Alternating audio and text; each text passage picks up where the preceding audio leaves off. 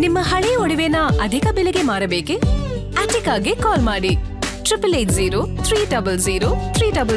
Attica gold company. ರಾಷ್ಟ್ರ ರಾಜಧಾನಿ ದೆಹಲಿಯಲ್ಲಿ ಪೆಲೆಟ್ ಪಾಲಿಟಿಕ್ಸ್ ಜೋರಾಗ್ತಾ ಇದೆ. ನೀಟ್ ವಿರುದ್ಧದ ಪ್ರತಿಭಟನೆಯ ಸಂದರ್ಭದಲ್ಲಿ ಪೆಲೆಟ್ ಗನ್ ಅನ್ನ ಬಳಸಿದ್ದಕ್ಕೆ ವ್ಯಾಪಕವಾದಂತಹ ಆಕ್ರೋಶ ವ್ಯಕ್ತವಾಗ್ತಾ ಇದೆ. ಹಲ್ಲೆಗೊಳಗಾದ ವಿದ್ಯಾರ್ಥಿ ಹಾಗೂ ಕುಟುಂಬದೊಂದಿಗೆ ಪ್ರತಿಭಟನೆಯನ್ನ ನಡೆಸಲಾಗ್ತಾ ಇದೆ.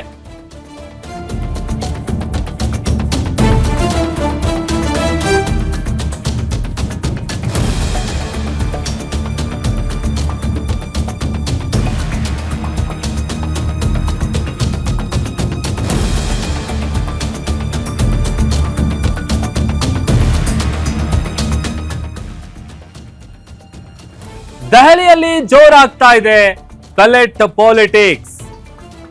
ನೀಟ್ ವಿರುದ್ಧದ ಪ್ರತಿಭಟನೆಯ ಸಂದರ್ಭದಲ್ಲಿ ಪೆಲೆಟ್ ಗನ್ ಅನ್ನ ಬಳಕೆ ಮಾಡಿದ್ದಕ್ಕೆ ವ್ಯಾಪಕವಾದಂತಹ ಆಕ್ರೋಶ ವ್ಯಕ್ತವಾಗ್ತಾ ಇದೆ. ಹಲ್ಲೆಗೊಳಗಾದಂತಹ ವಿದ್ಯಾರ್ಥಿ ಹಾಗೂ ಕುಟುಂಬದೊಂದಿಗೆ ಪ್ರತಿಭಟನೆ ನಡೆಸಲಾಗ್ತಾ ಇದೆ. ಪೆಲೆಟ್ ಗನ್ ಬಳಸಿದ ಪೊಲೀಸರ ಮೇಲೆ ಇನ್ನೂ ಕ್ರಮ ಇಲ್ಲ ಯಾಕೆ?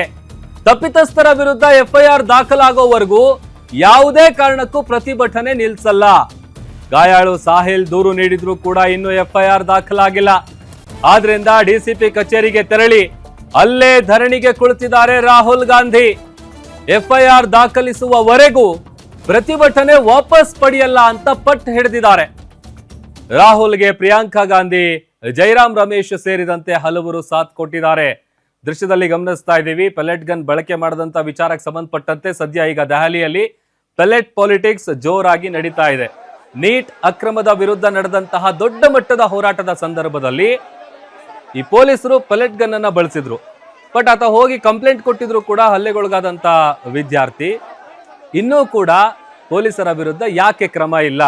ಎಫ್ಐಆರ್ ದಾಖಲಾಗೋವರೆಗೂ ಕೂಡ ಯಾವುದೇ ಕಾರಣಕ್ಕೂ ಪ್ರತಿಭಟನೆ ನಿಲ್ಲಿಸಲ್ಲ ಅಂತೇಳಿ ರಾಹುಲ್ ಗಾಂಧಿ, ಅವರ ಜೊತೆಗೆ ಪ್ರಿಯಾಂಕಾ ಗಾಂಧಿ, ಜೈರಾಮ್ ರಮೇಶ್ ಅವರು ಸೇರಿದಂತೆ ಇನ್ನೂ ಹಲವರು ಈ ಒಂದು ಪ್ರತಿಭಟನೆಗೆ ಸಾಥ್ ಕೊಟ್ಟಿದ್ದಾರೆ.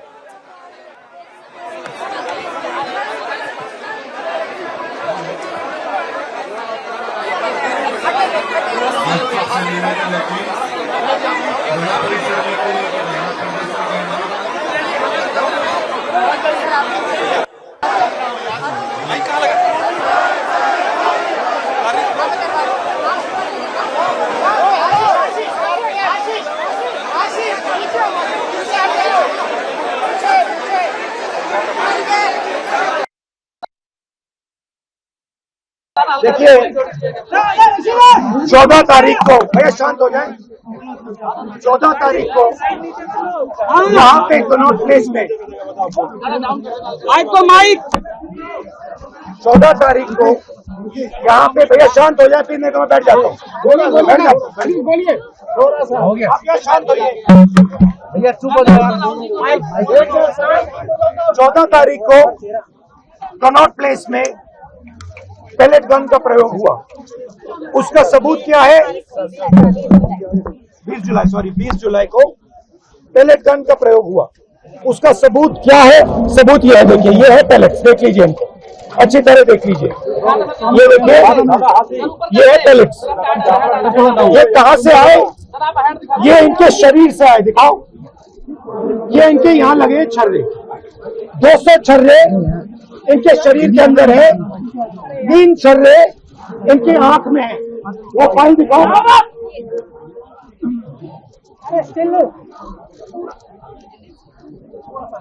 ये है एम्स की रिपोर्ट,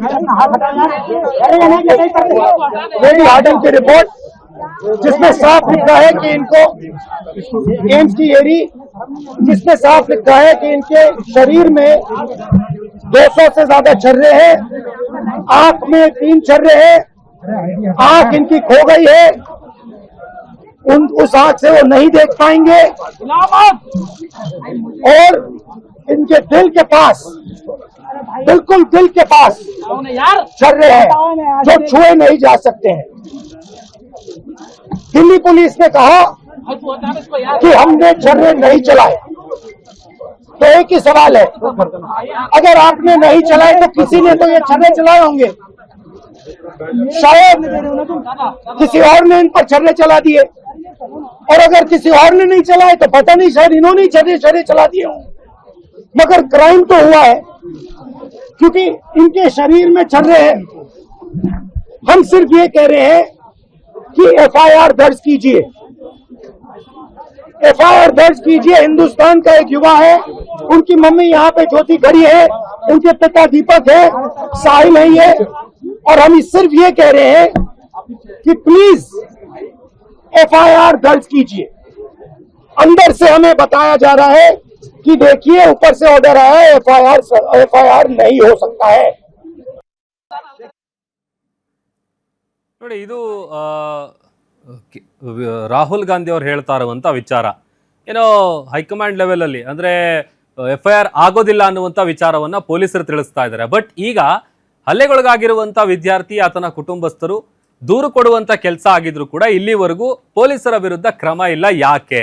ಅದರಲ್ಲೂ ಇಡೀ ದೇಶಾದ್ಯಂತ ಗಮನ ಸೆಳೆದಿತ್ತು ವಿದ್ಯಾರ್ಥಿಗಳು ನಡೆಸಿದ್ದಂತಹ ದೊಡ್ಡ ಮಟ್ಟದ ಹೋರಾಟ ಅದು.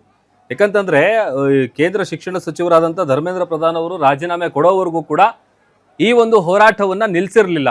ಸಾಕಷ್ಟು ಬೇಡಿಕೆಗಳನ್ನ ಮುಂದಿಟ್ಕೊಂಡು ನಡೆಸಿದ್ದಂತಹ ಹೋರಾಟದಲ್ಲಿ ಏನು ಪೆಲೆಟ್ ಗನ್ ಅನ್ನ ಪೊಲೀಸರು ಬಳಸಿದ್ರು, ಅದರಿಂದ ಹಲ್ಲೆಗೊಳಗಾಗಿದ್ದಂಥ ವಿದ್ಯಾರ್ಥಿ ಈಗ ದೂರು ಕೊಟ್ಟಿದ್ರು ಕೂಡ ಎಫ್ಐಆರ್ ದಾಖಲು ಮಾಡುವಂತ ಕೆಲಸ ಆಗಿಲ್ಲ. ಹೀಗಾಗಿ ವಿದ್ಯಾರ್ಥಿ ನಡೆಸ್ತಾ ಇರುವಂತ ಪ್ರತಿಭಟನೆಯ ಸಂದರ್ಭದಲ್ಲಿ ಏನ್ ಪೆಲೆಟ್ ಗನ್ ಅನ್ನ ಬಳಸ್ಕೊಂಡು ದಾಳಿ ಮಾಡಿದ್ರು, ಆ ದಾಳಿಯಿಂದ ಗಾಯಗೊಂಡಿದ್ದಂತ ವಿದ್ಯಾರ್ಥಿ ಸಾಹಿಲ್ ಲೋಚಕ್ ಇದ್ದಾನೆ.